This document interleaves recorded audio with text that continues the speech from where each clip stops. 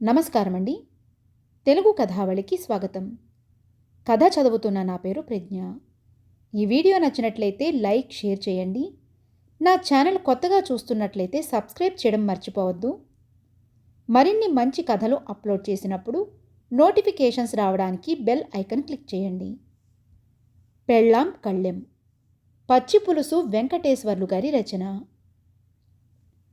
Hitler, ముసోలినీలు నీ పేరు వినుంటే అన్ని ఘాతుకాలు చెయ్యకముందే చచ్చి ఉండేవారే తయారు అన్నాడు వెంకటేశం. వాళ్ళెవరండి ఆ బడుద్దాయిలు?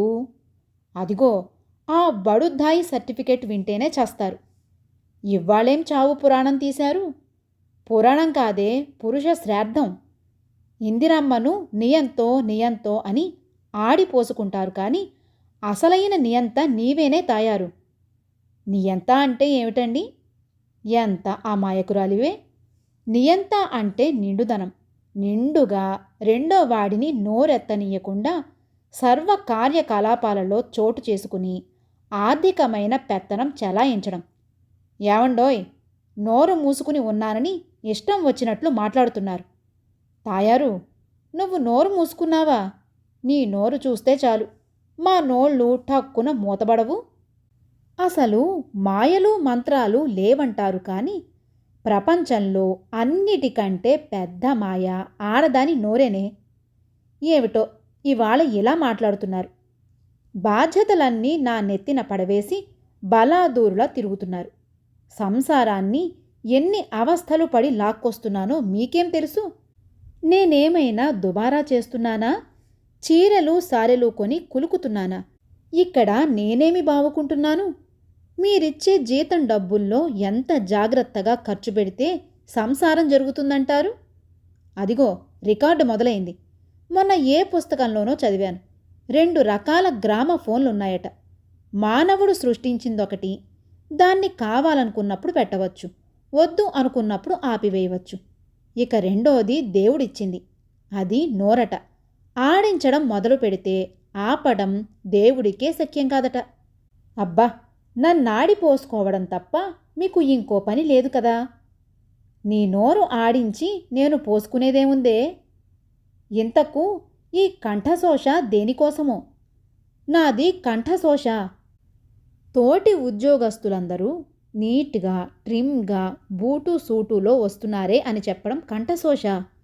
నేను ఓల్డ్ చెప్పులతో ఉతకేసిన ప్యాంటు షర్టులతో వెళ్తున్నానే అని చెప్పడం కంఠశోషేనా?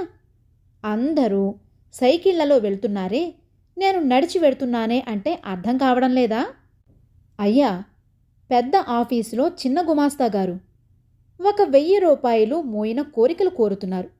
అంటే 2 నెలలు పస్తుండాలన్నమాట మనం. అదేమంటే ఇలా నా నోరు కట్టేస్తావు. నలుగురితో సమానంగా ఉండకపోతే నా పరువు ప్రెస్టేజ్ పోతాయి కదా. మీ పరువు ప్రెస్టేజ్ కోసం పిల్లల్ని సంసారాన్ని పస్తులుండమంటారా? ఇదిగో ఈ తిప్పలన్నీ నాకెందుకండి?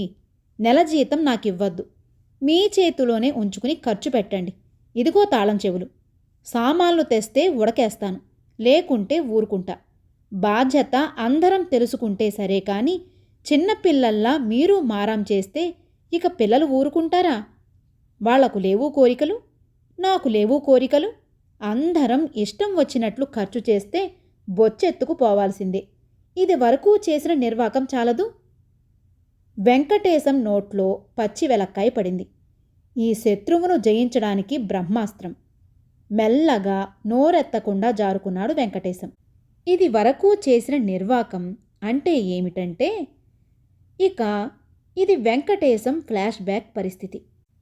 బీర్వా తాళాలు తన చేతిలో, నెల జీతం జేబులో ఉన్నప్పుడు వెంకటేశాన్ని పట్టడానికి పగ్గాలుండవు. ఒళ్ళు తెలియదు, ఇల్లు తెలియదు. పర్సు ఖాళీ అయ్యేంతవరకు నిద్ర పట్టదు. పర్సులో పైసా ఉంటే అతనికంటే దానకర్ణుడు మరొకడు లేడు. అతనిని మించిన జల్సా పురుషుడు వేరొకడు లేడు. ఫ్రెండ్సు, హోటల్స్, సినిమాలు, సరదాలు. పాపం ఏ దుర్వ్యసనాలు లేవు. కానీ పనికి మాలిన వస్తువునల్లా కంటికింపుగా కనిపించినదల్లా కొనేసేవాడు. జేబు ఖాళీ అయితే మిత్రుల దగ్గర అప్పు తీసుకునేవాడు. స్నేహితులందరి వద్ద అప్పు తీసుకోవడం అయింది. తండాలిచ్చేవాడి చేతిలో చిక్కుకున్నాడు. వాడి బాకీ తీర్చలేక నానా అవస్థలు పడుతున్నాడు. అసలుకు వడ్డీ, వడ్డీకి వడ్డీ. వాడు వచ్చి ఆఫీసులో పరువు తీశాడు. ఇంటికొచ్చి కేకలు వేయడం మొదలుపెట్టాడు. అప్పటికప్పుడు తీరిస్తే తప్పితే కదలనని మొరాయించాడు. ఏం చెయ్యాలి? ఎలా తీర్చాలి? వెంకటేశం ఇరుక్కున్నాడు. భార్యకు తెలిస్తే అలుసైపోతానే అని ఏడ్చాడు. భార్యకు తెలియక తప్పలేదు, అలుసు కాక తప్పలేదు. వెంకటేశం ఖర్చు మనిషైతే తాయారు నోటి మనిషి. ఇంకేం చేస్తాడు? చేసుకున్న వారికి చేసుకున్నంత మహదేవ అని అన్ని ప్రశ్నలకు, శాపనార్థాలకు ఒకటే జవాబు: సోడాబుడ్డి ముఖం వేయడం. భార్య తన మెడలోని గొలుసు తీసిచ్చి ఎక్కడైనా కుదవపెట్టి బాకీ తీర్చమన్నది. భార్య చెప్పినట్లు చేశాడు. హర్ మోస్ట్ ఒబీడియంట్ హస్బెండ్లా. వెంకటేశం కుక్కిన పేనయ్యాడు, నక్కిన పామయ్యాడు. ఆ రోజు రాత్రి అస్త్ర సన్యాస యోగం. తాయారు, ఇంకిలాగైతే లాభం లేదు, చాలా అవస్థలు పడతాం అన్నాడు వైరాగ్య ధోరణిలో. మనల్ని మనం అదుపులో పెట్టుకుంటే అవస్థలెందుకు వస్తాయండి? మీరు సంపాదించే జీతంలో 4 పిల్లలు మనం జీవించాలా? ఎంతో పొదుపుగా వాడితే గాని సంసారం గడవదే. ఇలా విచ్చలివిడిగా ఖర్చు చేస్తే ఎలాగండి? ఈ సోఫా సెట్లు, ఈ బట్టలు మన ఆకలి తీరుస్తాయా? ముందు మింగడానికి మెతుకులు, తరువాతే మీసాలకు సంపెంగ నూనె. తాయారు, చచ్చిన పామును ఎందుకే ఇంకా చంపుతావు? నిజమేనే, నేను చాలా తప్పులే చేశాను. వీటిని సరిదిద్దుకునే మార్గం నాకు ఒక్కటే తోస్తుంది. ఏమిటండి అది? తాళాలు నీ చేతికిస్తాను. నెల జీతం రావడంతోటే నీ దోసిట్లో పోస్తూ ఉంటాను. ఇక నాకు రోజూ ఖర్చుకు ఇంతని జేబులో వేస్తూ ఉండు. నేను ఆ డబ్బుతోనే గడుపుతాను. ఇక ఇంటిని నువ్వు నిర్వహించు. ఈ బాధ్యతలన్నీ నాకెందుకండి? ఏదో ఉడకేసి పడవేసి పిల్లల్ని చూసుకునేదాన్ని. తాయారు, నువ్వు చూసుకోక తప్పదు. నా చేతిలో డబ్బు నిలవదు. అయితే నేను చెప్పిన మాట వినాలండి. మనకుండే బట్టలు 3-4 సంవత్సరాలకు సరిపోతాయి. ఇంకా బట్టలు కొనకూడదు.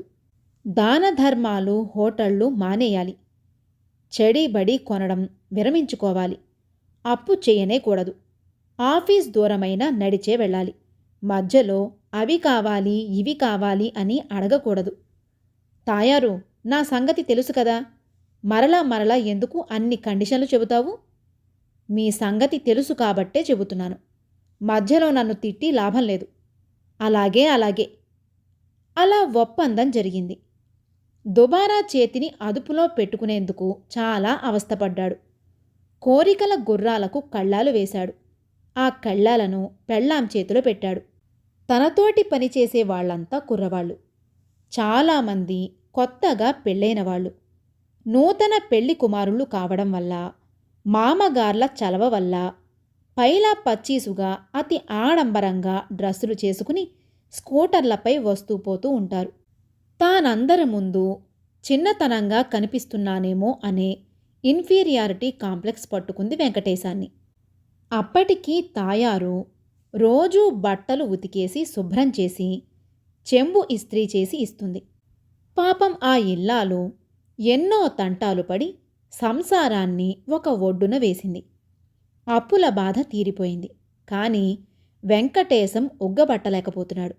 ఏమీ అనలేకపోతున్నాడు. ఇక ఊరుకుండలేక వెళ్ళగక్కాడు. బయటపడితే ఇది వరస.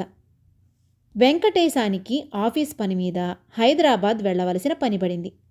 మహా ఉల్లాసంగా ఉన్నాడు. జైలు నుంచి విడుదల కాబోయే ఖైదీలా ఉన్నాడు. ఉత్సాహంగా భార్య వద్దకు వచ్చి, తాయారు, హైదరాబాద్ వెళ్లవలసిన పని పడింది, బట్టలన్నీ సర్దు అన్నాడు. ఏమిటో విశేషం? ఆఫీస్ పని మీద వెడుతున్నాను. ప్రయాణపు ఖర్చులు ఆఫీస్ వాళ్లే ఇస్తారు కాబోలు. ఆఫీసు ఇవ్వకపోతే మన చేతిది పెట్టుకుంటామా? అయితే వెళ్ళి వచ్చిన తరువాత బిల్లు చేసుకోవాలి.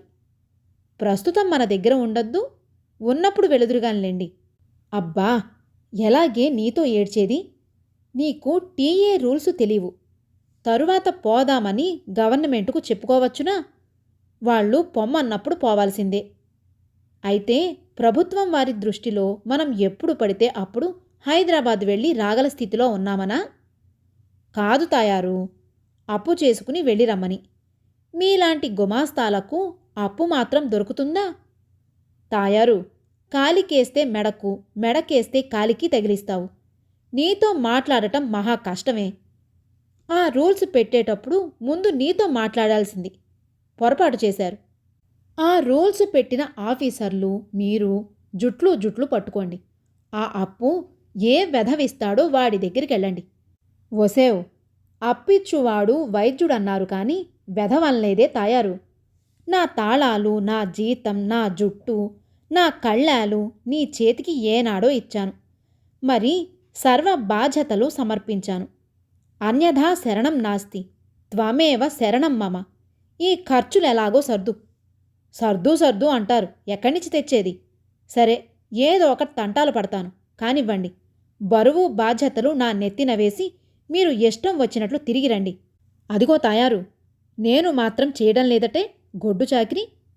సరే, మీకిదే చెప్పడం. అక్కడ పనికి మారినవన్నీ కొనకండి. ఇష్టం వచ్చినట్లు ఖర్చు చేయకండి. కృష్ణుడు అర్జునుడికి బోధించినట్లు బోధిస్తున్నావు కదే. నేనేం చిన్నపిల్లాడ్నా? అంతకంటే హీనం. చూడు, రౌతు మెత్తనైతే గుర్రం 3 కాళ్ల మీద నడుస్తుంది. సరేలేండి, మీ మాటలకేంటి అంటూ వెళ్ళింది తాయారు. ఉన్న వాటిలో మంచి బట్టలు ఎంచుకున్నాడు. షోకిల్లాగా తయారయ్యాడు. దీవించి అంపవే దేవీ మాంబాలా అన్నాడు. రతిరాజసుందర రణరంగధీర అని అనలేదుగాని తాయారు, క్షేమంగా వెళ్ళి లాభం లేకుంటే మానేగాని నష్టం లేకుండా రండి. రాహుఘడియలు లేకుండా చూసి రైలెక్కాడు. ఇప్పుడతను స్వేచ్ఛా విహంగు. పురివిప్పిన నెమలిలా మనసు ఆడుతోంది. కోరికలు గుర్రాలై సందడి పెట్టాయి. విసిరేసిన గాలిపటంలా విహరిస్తున్నాడు. కళ్ళం ఇప్పుడు భార్య చేతిలో లేదు. జేబులో 150 రూపాయలు. మనసులో 200 కోరికలు. జాలీగా రైలు దిగి లాడ్జికి వెళ్ళాడు. ఆఫీసు పని చూసుకుని సాయంత్రం బజారుకు వచ్చాడు. ఏమి కనుల పండువుగా ఉంది మహానగరం. రకరకాల ఆభరణాలు ధరించి, రంగురంగుల చీర ధరించి, ప్రియుని కోసం ఎదురుచూసే అభిసారికల వయ్యారంగా వేచి ఉంది అందాల భాగ్యనగరం. మిరుమిట్లు గొలిపే విద్యుత్ దీపాలతో మిలమిలా మెరిసిపోతోంది. మనసు బూటో అంటోంది. వయసు సూటో అంటోంది. ఎంత అణగద్రొక్కుకుందామన్నా కోరికలు అణగడం లేదు. ఒక్క పర్యాయం ఆఫీసు స్టాఫ్ అంతా కళ్ల ముందు కదిలింది. తానెందుకు వారికంటే తక్కువగా ఉండాలి? కొనేయాలి, ఎలాగైనా బూటు కొనేయాలి. అబ్బా, బూట్లు ఎన్ని రకాలున్నాయి! కళ్ళు మెరుస్తున్నాయి. ముందు వెనుక ఆలోచించలేదు. 10 షాపులు తిరిగి నచ్చిన బూట్లు అమాంతం కొనేశాడు. పిల్లలు గుర్తొచ్చారు. రిబ్బన్లు, తినుబండారాలు కొన్నాడు. అమాంతం భార్య మీద ప్రేమ పుట్టుకొచ్చింది. తన చేతి గుండా భార్యకు ఒక్క చీరన్నా కొని ఇవ్వలేదు. ఇంతవరకు తన కోర్కెలు తీర్చుకోవడంతోనే సరిపోతోంది గాని భార్య ఒకటి ఉన్నదని, దానికి కోరికలుంటాయని భరించే భర్త కదా మరి. కోరికలు తీర్చే బాధ్యత స్వీకరించాలి కదా. నచ్చిన చీరనల్లా క్రింద వేయించాడు. ఆఖరుకు కొట్టువాడి దృష్టిలో అది తక్కువ రేటు, తన దృష్టిలో ఎక్కువ రేటులో ఒక చీర తీశాడు. బయటకొచ్చి లెక్క చూసుకుంటే 30 రూపాయలు మిగిలాయి. గుండె గుభిల్లుమంది. లాడ్జి బాడుగివ్వాలి. మరుసటి రోజంతా పని ఉంది. ఆ రోజు ఖర్చు, తిరుగు ప్రయాణానికి రైలు ఛార్జీ 30 సరిపోవే. ఎలా? చెమటలు పోస్తోంది శరీరం. ఈ మహానగరంలో తనకెవరూ తెలియదు. తీసుకొన్నవి వాపసు చేస్తే తీసుకోరు. కొనేటప్పుడు మురిపించిన వస్తువులు ఇప్పుడు భయపెడుతున్నాయి. వాటిని సరిగా చూడలేకపోతున్నాడు. కొనాలని వేధించిన మనసు ఎందుకు కొన్నానా అని వేధించసాగింది. దివ్య కాంతులతో వెలిగిపోయే నగరం వెలిసిపోయి కనిపిస్తోంది. అందరాని బ్రాని పండుగ తన వంటి మధ్యతరగతి వాని కడుపు మంటగా అగుపడుతోంది. రూము చేరి మంచంపై వాలాడు. ఆకలి కావడం లేదు. లేవడానికి బుద్ధి పుట్టడం లేదు. తిరిగి ఊరికి ఎలా వెళ్ళాలా అని ఆలోచిస్తున్నాడు. అర్ధరాత్రికి కన్ను కురికాడు. సూర్యోదయం అయింది.